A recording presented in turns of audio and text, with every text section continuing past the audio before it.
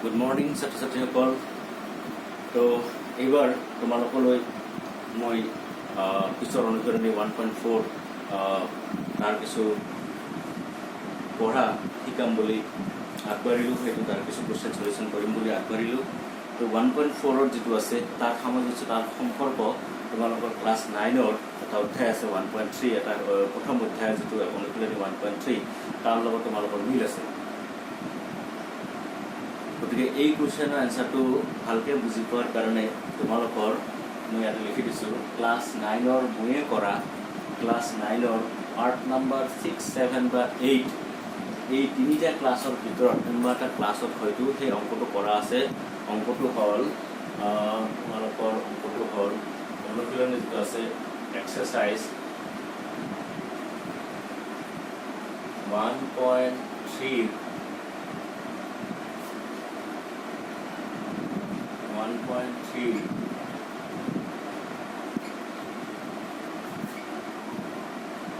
question number 6 তোমালোকে দেখা পাইছা 1.03 অনুশীলনী আছে ক্লাছ 9ৰ। এই 1.3 question number 6ৰ এনচাৰটো তোমালোকৰ হয়তো মোৰ ভিডিঅ'ৰ ভিতৰত 6, 7 বা 8 এই ভিডিঅ'ৰ কিবা এটা এই তিনিটা ভিডিঅ'ৰ ভিতৰত কোনোবা এটা ভিডিঅ'ৰ হয়তো এই কুৱেশ্যনটো চলিউশ্যন কৰা আছে 6 নম্বৰ। তো 9ত এইবিলাক বস্তু শিকাই অহা হৈছে, উদাহৰণ সহ তাত বুজাই দিয়া হৈছে। তোমালোকে ভালকৈ যদি সেইটো একবাৰ চাই লোৱা কেৱল সেইটো পাৰ্ট ওলাই ল'লে হ'ল। 6 নম্বৰ কুৱেশ্যনটো ক'ত মই কৰিছোঁ এই 6, 7 আৰু 8 নম্বৰ যিটো ভিডিঅ' আছে ক্লাছ 9ৰ তোমালোকে ইউটিউবত গ'লে মোৰ চেনেলটো খুলিলে গম পাবা। তাৰ সহায়তে আচলতে এই কুৱেশ্যনটো কৰা যায়। ইয়াতে কুৱেশ্যনটো সুধিছে যে তলত কিছুমান ভগ্নাংশ দিয়া আছে পেজ নাম্বাৰ 43 1.4 যিটো অনুশীলনী কৈছে দীৰ্ঘ হৰণ নকৰাকৈ, অৰ্থাৎ আমি ইয়াতে হৰণ কৰিব নালাগে, হৰণ নকৰাকৈ ভগ্নাংশটোৰ পৰিমেয় সংখ্যাটোৰ যিটো ভগ্নাংশ ৰূপ দিম, পৰিমেয় সংখ্যাটোৰ যিটো আমি দশমিক ৰূপ দিম, এই দশমিক বিস্তৃতি আমাৰ দুই ধৰণৰ থাকে, মেইনলি পৰিসমাপ্ত আৰু অপৰিসমাপ্ত। তো এই যিটো ভগ্নাংশবিলাক তলত দিয়া আছে ইহঁতৰ যিটো দীঘল হৰণ কৰি আমি দশমিকত প্ৰকাশ কৰিম, কৰাৰ পিছত আমি দশমিকত দীৰ্ঘহৰণ কৰি প্ৰকাশ কৰিলে আমি গমেই পাম সেইটো পৰিসমাপ্ত না অপৰিসমাপ্ত। কিন্তু এওঁলোকে প্ৰশ্নটো কৰিছে কি দীৰ্ঘহৰণ কৰিব নালাগে, দীৰ্ঘহৰণ নকৰাকৈয়ে আমি কেনেকৈ ইয়াৰ দশমিক বিস্তৃতিটো দশমিকত লৈ গ'লে এইটো পৰিসমাপ্ত হ'ব না অপৰিসমাপ্ত হ'ব তাক ক'ব দিছে। এতিয়া কথা হ'ল পৰিসমাপ্ত আৰু অপৰিসমাপ্তৰ যিটো জ্ঞান ক্লাছ 9 মোৰ মনত আছে নে? তো মই তাৰ কাৰণে আকৌ এবাৰ কৈ দিছোঁ। পৰিসমাপ্ত দশমিক ভগ্নাংশ সেইবিলাককে কোৱা হয় যিবিলাক দশমিক সংখ্যাৰ দশমিকৰ পাছত থকা অংকবিলাক গণিব পৰা যায়, গণি শেষ কৰিব পৰা যায়। যিবিলাক দশমিক সংখ্যাৰ দশমিকৰ পাছত থকা অংকবিলাক গণিব পৰা যায়, এটা হওক, দুটা হওক, তিনিটা হওক, 16টা হওক, 18টা হওক, দশমিকৰ পাছত কেইটা অংক আছে গণিব পৰা যায়। অংক মানে আখৰ সংখ্যাবিলাক 1, 2, 3, 4 যিবিলাক সংখ্যা থাকে সেইবিলাক দশমিকৰ পাছত সেইবিলাক অংক, এই অংকবিলাক যদি আমি গণিব পাৰোঁ তেতিয়াহ'লে তাক পৰিসমাপ্ত বুলি কোৱা হৈছিল। আৰু যদি গণি শেষ কৰিব নোৱাৰোঁ, ডট ডট ডট ডট যায়ে আছে, তেতিয়াহ'লে সেইটো কোৱা হয় অপৰিসমাপ্ত। গতিকে এই ভগ্নাংশবিলাক যিটো আমাক কুৱেশ্যনত দিয়া আছে, এই ভগ্নাংশবিলাকত দশমিক লৈ যোৱাৰ পিছত পৰিসমাপ্ত হ'ব না অপৰিসমাপ্ত হ'ব এইটো আমি ক'ব লাগে। তথাপিও কৈছে ইয়াক হৰণ নকৰাকৈ। তো ইয়াৰ কাৰণে পদ্ধতি এটা আছে কি, যিটো ক্লাছ 9ৰ লগত আমি মিল কৰিছোঁ। পদ্ধতিটো হ'ল কি যে তোমালোকে মৌলিক উৎপাদক উপপাদ্য পাইছা। আমি প্ৰথম অনুশীলন দ্বিতীয় অনুশীলন আমি এইবিলাক কৰিলোঁ মৌলিক উৎপাদক। তো আমি কৰিব লাগিব কি যিটো ভগ্নাংশ দিয়া আছে ইয়াৰ প্ৰথম অংকটো লৈছোঁ মই 13/3125। এতিয়া 13ক 3125ৰে কোনোবাই ডাঙৰকৈ হৰণ কৰি হয়তো চাব পাৰে যে পৰিসমাপ্ত না অপৰিসমাপ্ত। কিন্তু আমাৰ কথা হ'ল কি এই দীৰ্ঘ হৰণটো আমি নকৰি কিনে এইটোৰ পৰা কি দশমিক সংখ্যা আহিব তাৰ ধাৰণা আমি নকৰাকৈয়ে কম। ঠিক আছে? তো ইয়াৰ কাৰণে কৰিব লাগিব কি এই হৰত যিটো সংখ্যা থাকে এই হৰত থকা সংখ্যাটোৰ আমি কি কৰিব লাগিব, চুটি নিয়মে হৰণ কৰি উৎপাদক বিশ্লেষণ কৰিব লাগিব। সেইটো তোমালোকৰ হৰণটো মই দেখাই দিছোঁ, এইটো কিনাৰত তোমালোকে কৰি ল'বা। চুটি নিয়মে হৰণ কৰি, আৰু হৰণ কৰাৰ কাৰণে যিবিলাক সংখ্যা আমি বাছি ল'ম এই সংখ্যাবিলাক কি হ'ব লাগিব, মৌলিক সংখ্যা, মৌলিক উৎপাদক উপপাদ্য যিটো আছিল আমি সদায় মৌলিক সংখ্যাবিলাকেৰে হৰণ কৰিম। মৌলিক সংখ্যা 2, 3, 5 এনেকৈ ষ্টাৰ্ট হয়। এই অংকটো এই সংখ্যাটো আমাক 5ৰে হৰণ যায়, 2 আৰু 3ৰে নাযায়। গতিকে 5ৰে আমি হৰণ কৰিছোঁ, আকৌ 5ৰে যায়, আকৌ 5ৰে যায়, এনেকৈ কেইটা পাইছোঁ 5টা 5 ওলাইছে। গতিকে 3125 যেটো সংখ্যা আছে এটো 5 * 5 * 5 * 5 * 5 এই পাঁচটা 5ৰ পূৰণফল অৰ্থাৎ ইয়াতে হৰণ কৰা সংখ্যাবিলাক লাষ্ট যেটো ৰিজাল্ট আহে এই গটেকিটা সংখ্যাৰ পূৰণফলে হল 3125 তাৰ পিছত ইয়াক আমি মৌলিক উৎপাদকত আমি কি কৰিছিলো একে ধৰণৰ সংখ্যা কেইবাবাৰো পূৰণ হৈ থাকিলে তাক আমি পাৱাৰত লিখছো ইয়াত 5 বাৰ পূৰণ হৈছে তো 5 হ'ব ঠিক আছে এইখিনি কৰি উঠাৰ পাছত ইয়াৰ পৰা আমি এটা মন্তব্য আগবঢ়াব লাগিব যে হৰৰ যেটো সংখ্যা আছে হৰত থকা সংখ্যাটোৰ যেটো মৌলিক উৎপাদক এই মৌলিক উৎপাদকটো সেই কাৰণে তোমালোকক 9 ৰ সেই 6 নম্বৰ কোৱেশ্চনটো চাব কৈছিলো যে মৌলিক উৎপাদকটো হৰত থকা সংখ্যাটোৰ মৌলিক উৎপাদক যেটা কৰিম এই মৌলিক উৎপাদক বিলাকত যদি কেৱল মৌলিক সংখ্যা 5 থাকে যেনেকা ইয়াত আছে বা এনেকুৱা সংখ্যাও আছে যে মৌলিক উৎপাদকত কেৱল 2 থাকে নাইবা 2 আৰু 5 দুটা একেলগে মিশ্ৰিত হৈ থাকে এই মৌলিক উৎপাদকটো হয়তো এটোত 5 আছে কোনবা এটা সংখ্যা হয়তো আছে ইয়াত 2 আছে কেৱল বা এনেকুৱা সংখ্যাও আছে 5 আছে 2 আছে ইয়াৰ বাহিৰে যদি বেলেগ কোনো মৌলিক সংখ্যা নাহে কোট এই হৰত থকা সংখ্যাটোৰ মৌলিক উৎপাদকটো হয় অকল 5 থাকিব লাগিব নহলে অকল 2 থাকিব লাগিব নহলে 2 আৰু 5 থাকিব লাগিব ইয়াৰ বাহিৰে যদি বেলেগ কোনো সংখ্যা নাথাকে তেতিয়া হলে এইটো হৰণ আমি যদি কৰো হৰণ কৰাৰ পাছত নিশ্চয় দশমিক ওলাব সেই দশমিক সংখ্যাটো পৰিসমাপ্ত হ'ব মনকে শুনিবা ভাল কৰি কি আছে যিকোনো ভগ্নাংশ এটাৰ হৰত থকা সংখ্যাটোৰ যদি আমি মৌলিক উৎপাদক ওলাও তো এই মৌলিক উৎপাদকত যদি কেৱল মাত্ৰ 5 থাকে বা কেৱল মাত্ৰ 2 থাকে বা 2 আৰু 5 একেলগেও থাকিব পাৰে ইয়াৰ বাহিৰে বেলেগ কোনো মৌলিক সংখ্যা যদি নাথাকে ইয়াৰ উৎপাদকটো মৌলিক উৎপাদকটো তেনেহলে এই সংখ্যাটো যদি দশমিক প্ৰকাশ ৰাখি আহিব যদি দশমিকত প্ৰকাশ কৰিম সেই দশমিক প্ৰকাশ ৰাখিটো কি হ'ব পৰিসমাপ্ত হ'ব গণিতৰ ভাষাত ইয়াক আমি এনেকৈ লিখিব লাগিব যিহেতু হৰত থকা সংখ্যাটোৰ মৌলিক উৎপাদকটোৰ ৰূপটো আমি দিছো হা আমাৰ মৌলিক উৎপাদকটোৰ ৰূপ হৈছে 5 to the power n 5 to the power n থাকি আছে আমাৰ মৌলিক উৎপাদক n ৰ মান ইয়াতে 5 আছে বেলেগ বেলেগ সংখ্যাত বেলেগ বেলেগ থাকিব পাৰে ইয়াৰ ৰূপটো 5 to the power n কোনোবা এটা হ'ব পাৰে 2 to the power m অৰ্থাৎ কেৱল 2 ৰ হে সংখ্যা বিলাক আছে 2 ৰ বাহিৰে বেলেগ নাই কোন বিলাকত সংখ্যা হয়তো 2 আছে 5 আছে আৰু পাৱাৰ কিবা কিবি লৈ আছে এই কাৰণে m আৰু n ব্যৱহাৰ কৰা হৈছে গতিকে এই যেটো আৰহি এই আৰহি যদি থাকে 2 আৰু 5 ৰ পাৱাৰ হিচাপে হয়তো 2 নাথাকিব পাৰে তেতিয়া 2 ৰ মান ইয়াতে m ৰ মান 0 হৈ যাব 2 নাই তাৰ মানে কোনোবা এটা হয়তো মৌলিক উৎপাদকত n ৰ মান 0 হৈ আছে 5 নাই তাৰ মানে কোনবা হয়তো 2 আৰু 5 দুটা একেলগে আছে তাক একেলগে বুজোৱাৰ কাৰণে আমাৰ এই চিহ্নটো ব্যৱহাৰ কৰে কি 2 to the power m into 5 to the power n অৰ্থাৎ m আৰু n ৰ মানবিলাক আমাৰ উৎপাদকটোত থকা সংখ্যাবিলাকে ক'ব যেনেকা 5 ৰ ওপৰত ইয়াতে 5 আছে তাৰ মানে এই 5 টোৰ ওপৰত কি আছে 5 আছে আৰু 2 ৰ ওপৰত একো নাই মানে ইয়াতে 0 আছে তো এই আৰহিৰ হৈ আছে তাৰ মানে ইয়াক যদি আমি লিখিব খোজো তো ইয়াত এটা আৰু লাইন এটা আমি সোমাই দিব পাৰো ইয়াতে আমি 5 2 এটা সোমাই দিব পাৰো 2 power 0 আৰু 5 power কি হৈ আছে 5 আছে এতিয়া এই আৰহিটো পুৰা ইয়াৰ লগত মিলি গৈছে m ৰ মান ইয়াতে 0 আৰু n ৰ মান ইয়াতে কি হৈছে 5 হৈ আছে ঠিক আছে তোমালোকে দেখা পাইছা মই ইয়াতে আৰু এটা লাইন লিখি দিছো যত আছে 2 power 0 মানে তোমালোকে ভালকে জানা এটো 1 হয় ইয়াৰ মানটো আৰু এটো 5 power 5 আগৰ নিচিনাকে একেলগে আছে অৰ্থাৎ 2 আৰু 5 ৰ পূৰণফলত কিছুমান পাৱাৰ হিচাপে হৈ আছে এনেকুৱা আৰহিত যদি কোনো এটা সংখ্যাৰ হৰৰ কোনো এটা ভগ্নাংকৰ হৰটো যদি আমি এই ধৰণৰ আৰহিত দেখা পাও তেতিয়া হলে তাৰ যে দশমিক বিস্তৃতি আছে গতিকে ইয়াৰ দশমিক বিস্তৃতিটো পৰিসমাপ্ত হ'ব আৰু এইটো বুজাৰ কাৰণে তোমালোকক এই যে 6 নম্বৰ কোৱেশ্চনটো কৈছিল 9 ৰ 1.3 ৰ যেটো 6 নম্বৰ কোৱেশ্চনটো আছে তাত আমি বিভিন্ন ধৰণৰ উদাহৰণ বিলাক লৈ দেখিছিলো যে সেইবিলাক ভগ্নাংশৰে দশমিক বিস্তৃতিটো পৰিসমাপ্ত হয় যাৰ হৰত থকা সংখ্যাটো হয় 2 ৰ গুণিতক হিচাপে থাকিব অৰ্থাৎ 2 উৎপাদক হিচাপে থাকিব কেৱল মাত্ৰ 2 বা কেৱল মাত্ৰ 5 ৰ উৎপাদক হিচাপে আছে বা 2 আৰু 5 মিলি উৎপাদক হিচাপে আছে ইয়াৰ বাহিৰে বেলেগ কোনো সংখ্যা যদি নাহে তেতিয়া হলে সেইবিলাকৰ দশমিক বিস্তৃতিটো আমি পৰিসমাপ্ত বুলি কৈছো তাত দশমিকত প্ৰকাশ কৰি দেখুৱা হৈছে গতিকে তাৰ লগত মিলাই তোমালোকে এনসাৰটো লিখিব পাৰা গতিকে যিকোনো ভগ্নাংশ আমাক দিয়াৰ লগে লগে ইয়াৰ হৰণ নকৰাকৈ ইয়াৰ দশমিকটো পৰিসমাপ্ত দশমিক কি হ'ব আমি নাজানো কিন্তু কমসে কম পৰিসমাপ্ত হ'ব না অপৰিসমাপ্ত হ'ব এইখিনি আমি ক'ব পাৰিম কেনেকৈ যে তাৰ প্ৰথমে হৰটো আমি এটেম্প কৰিম হৰটো চাম হৰত থকা সংখ্যাটোৰ আমি মৌলিক উৎপাদক বিশ্লেষণ কৰিম মৌলিক উৎপাদক বিশ্লেষণ কৰাৰ পিছত ইয়াত নিশ্চয় মৌলিক সংখ্যাৰ পূৰণফল হিচাপে আহিব সেই মৌলিক সংখ্যাবিলাকত কেৱল 2 আছে নে 5 আছে না 2 এ 5 এ মিক্স হৈ আছে না বেলেগ কোনো মৌলিক সংখ্যা আছে এটা 3 আছে মৌলিক সংখ্যা 3 আহিব পাৰে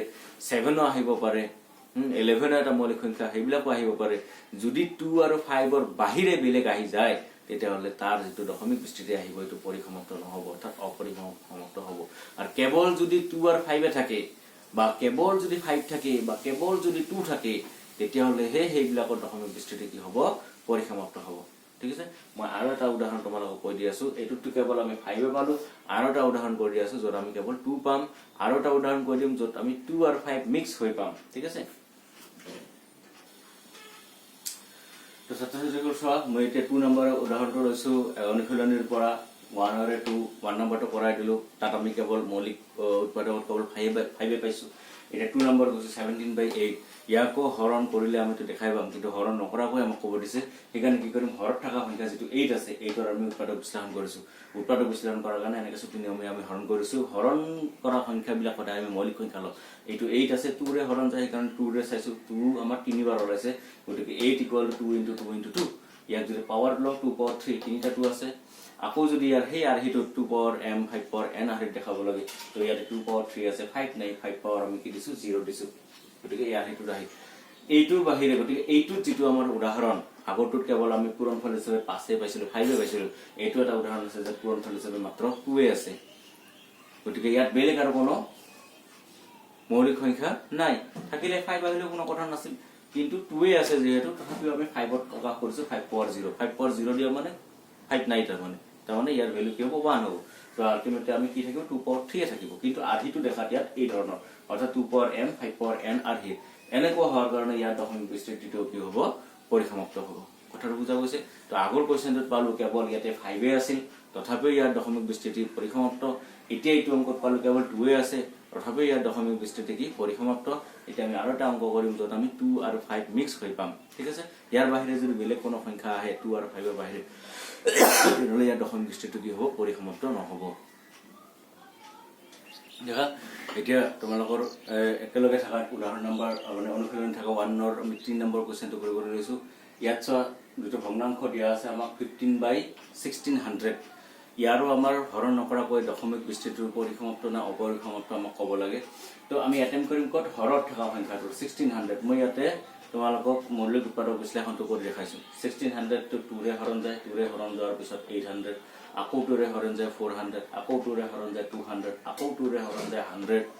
100 2 ৰে হৰণ কৰিলে 50 আকৌ 2 ৰে হৰণ যাব এটো 25 কিন্তু 25 হোৱাৰ পিছত এটো 2 ৰে নাযায় এটা কি কৰিব লাগিব 3 ৰে চাব লাগিব 3 টো নাযায় গতিকে নেক্সট আছে কি 5 মৌলিক সংখ্যা 5 ৰে কৰতে 5 হৈছে তো ইয়াতে মই পূৰণফল হিচাপে লেখা নাই একবাৰে পাৱাৰত লিখিছো 2 কেইটা আছে এইকেইটাৰ যেহেতু এই গটেইকেইটা বাহিৰত থকা গটেইকেইটা সংখ্যাৰ পূৰণফল হিচাপে আহিব সো 2 এটা দুটা তিনিটা চাৰিটা পাঁচটা ছয় 2 ছয়টা আছে গতিকে 2 পাৱাৰ 6 লিখা হৈছে আকৌ 5 আছে দুটা গতিকে পূৰণ 5 পাৱাৰ 2 লিখা হৈছে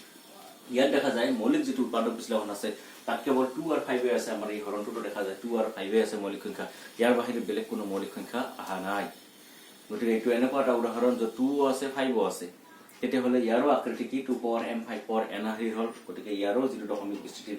ইয়াক যদি দশমিকত লৈ যাও তেতিয়াহ'লে ইয়াৰ প্ৰকাশ সেইটো কি হ'ব পৰিসমাপ্ত হ'ব গতিকে তিনিটা উদাহৰণ কৰি দিয়া হ'ল এটা উদাহৰণ পালো কেৱল 5 এ আছে বেলেগ কোনো মৌলিক সংখ্যা নাই তথাপিও পৰিসমাপ্ত এটা উদাহৰণত পালো যে কেৱল 2 এ আছে বেলেগ কোনো সংখ্যা নাই তথাপিও পৰিসমাপ্ত এইটো এটা উদাহৰণ পালো যে 2 আছে আৰু 5 আছে দুটা একলগে আছে এইটোও পৰিসমাপ্ত ইয়াৰ অন্যথা ইয়াৰ বাহিৰে এই দুটা মৌলিক সংখ্যাৰ বাহিৰে যদি বেলেগ মৌলিক সংখ্যা আহি যায় তেতিয়াহ'লে তাৰ যেটো দশমিক বিস্তৃতি হ'ব সেইটো পৰিসমাপ্ত নহ'ব মই তাৰো এটা উদাহৰণ তোমালোকলৈ কৰি দেখাই আছো তো এতিয়া যাম আমি অনুশীলনী 1.4 ৰ যেটো 1 ৰ 6 নম্বৰ কোৱেশ্চনটো আছে 6 নম্বৰ কোৱেশ্চনটো আমাৰ এনেকুৱা ধৰণে দিয়া আছে 129/2 পাৱাৰ 2 লগতে 5 পাৱাৰ 7 লগতে 7 পাৱাৰ 5 আছে এইটো অলৰেডি আমাৰ কি কৰা আছে হৰত থকা সংখ্যাটোৰ আমাৰ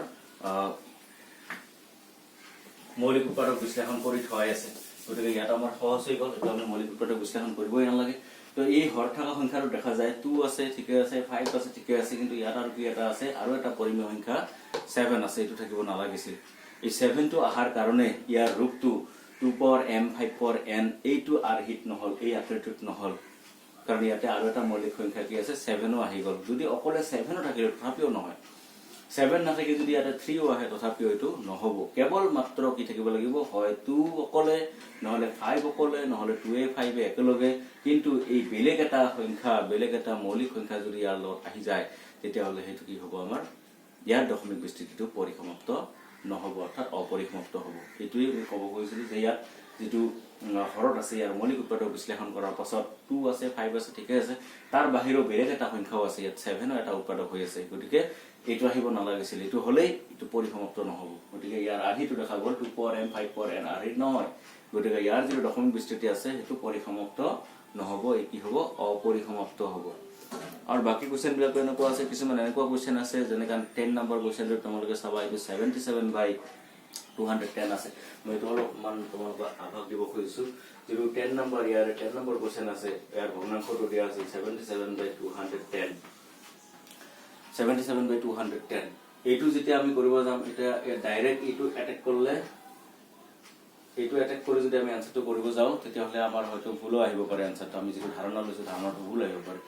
আমি কৰিব লাগিব কি ভগ্নাংশটোত কিবা ওপৰে তলে সংখ্যাবিলাক কিবা কাটাকাটি যায় নেকি যাব পাৰে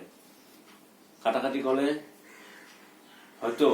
তলত দিয়া হৰত যেটো সংখ্যা আছে হেতু 2 নাইবা 5 ৰ পূৰণফল হিচাপে থাকিব পাৰে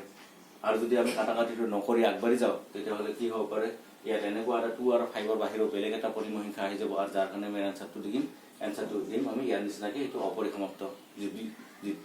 যদিও বা এই পৰিসমাপ্ত হৈ আছে এই কাৰণে দেখিব লাগিব যে হৰে আৰু লবে থকা সংখ্যা দুটাৰ মাজত কিবা কিবি কমন মৌলিক কমন উৎপাদক আছে নেকি সাধাৰণ উৎপাদক আছে নেকি বা কাটাকাটি যায় নেকি বা হৰণ যায় নেকি যদি যায় আমি হেতু কৰি লব লাগিব যেনেকৈ এটো 77/21 আছে ইয়াক আমি ধুনিয়াকৈ 7 এৰে আমি কাটিব পাৰো গতিকে 7 এৰে কাটি দিয়াৰ পাছত যিনি অৱশিষ্ট থাকিব সেই সংখ্যাটোৰহে আমি এই মৌলিক উৎপাদক বিশ্লেষণ কৰিম তো ইয়াতে 7 এৰে কাটা যায় 7 এৰে 11 আৰ এটো 7 এৰ 30 তাৰ মানে এটা ভগ্নাংশটো হৈ আছে আমাৰ 11/30 তাৰ পিছত তোমালোক কৰিব লাগিব কি 30 টোৰ মৌলিক উৎপাদক বিশ্লেষণ কৰিব লাগিব 30 ৰ মৌলিক উৎপাদক বিশ্লেষণ কৰিলে হয় 2 আহে 3 আহে আৰু 5 আহে তো তোমালোকে উৎপাদক বিশ্লেষণ কৰিলে দেখা পাবা ইয়াত দেখা গল কি 2 আছে ঠিকে আছে 5 আছে ঠিকে আছে ইয়াত এটা 3 এটা মৌলিক সংখ্যা আহি গল এই 3 টো আহাৰ কাৰণেও ইয়াৰ আধিটো 2 power m 5 power n টাইপৰ নহব আৰু যাৰ কাৰণে ইয়াৰ বিস্তৃতি কি হ'ব অপৰিসমাপ্ত হ'ব ঠিক আছে তো কেতিয়াবা এনেকুৱা হৈ যায় যেটো ভগ্নাংশ দিয়া থাকে তলে ওপৰে সংখ্যাবিলাকৰ মাজত কাটাকাটি হৈ থাকে যদি কাটাকাটি হৈ থাকে তো কাটাকাটি কৰি তাক ট্ৰান্সফাৰ কৰি লব লাগিব তাক সৰু বনাই লব লাগিব তাৰ পিছত যেটো অৱশিষ্ট সংখ্যা থাকিব তেনেকৈ ইয়াত 30 থাকিব 30 আমি মৌলিক উৎপাদক বিশ্লেষণ কৰিছো তেনেকৈ আগবাঢ়িব লাগিব আগৰ क्वेश्चन গিটাত ইয়াতো আমাৰ কাটাকাটি না যায় আগৰ দুটা क्वेश्चनটো আমাৰ কাটাকাটি যোৱা নাছিল আৰু কাটাকাটি নযোৱা অৱস্থাতে আমি হৰটোৰ মৌলিক উৎপাদক বিশ্লেষণ কৰিছিলো ঠিক আছে এনেকুৱা क्वेश्चन হ'ব পাৰে যেনেকা বাই চান্স আমাৰ 3 আহি গল এনেকুৱা হৈ গৈছে কাটাকাটি কৰাৰ পিছত 3 টো নাহে এটো নাহি 3 টো নাহাৰ লগে কি হৈ যাব কেৱল 2 আৰু 5 থাকি যাব 2 আৰু 5 থাকি যাওয়াৰ লগে লগে ইয়াৰ বিস্তৃতিটো কি হ'ব পৰিসমাপ্ত হৈ যাব ঠিক আছে তো আজিলৈ এখিনিকে এৰু তোমালোকলৈ আৰু এই 1 নম্বৰ क्वेश्चन যিখিনি কৰা হল এটো সেম টু সেম আমি আকৌ 2 নম্বৰত কৰিব লাগিব আৰু क्वेश्चনত 1 আৰু 2 একলগে লগ লগাই দিয়ে গতিকে আমি 1 আৰু 2 বেলেগে বেলেগে একাৰণে শিকাইছো তোমালোকক মিক্স কৰাই দিলে তোমালোকে আৰু প্ৰবলেম ক্ৰিয়েট কৰা সেইকাৰণে 1 নম্বৰটো কৰাই দিছো এটা আমি 2 নম্বৰ যাওতে যিবিলাক কাম কৰিলো সেই একেখিনি কাম কৰি আমি আকৌ 2 নম্বৰ আনসাৰটো দিব লাগিব তো তুমি নেক্সট ক্লাছত তোমালোকক দিম তাৰ পিছত এটা क्वेश्चन তোমালোকে কৰিবা হেতু 3 নম্বৰ क्वेश्चनটো 3 নম্বৰ क्वेश्चनটোত কৈছে তলৰ বাস্তৱ সংখ্যাবোৰ নালাগে তুমি পাৰি হ'ব আজি খিনি লিখি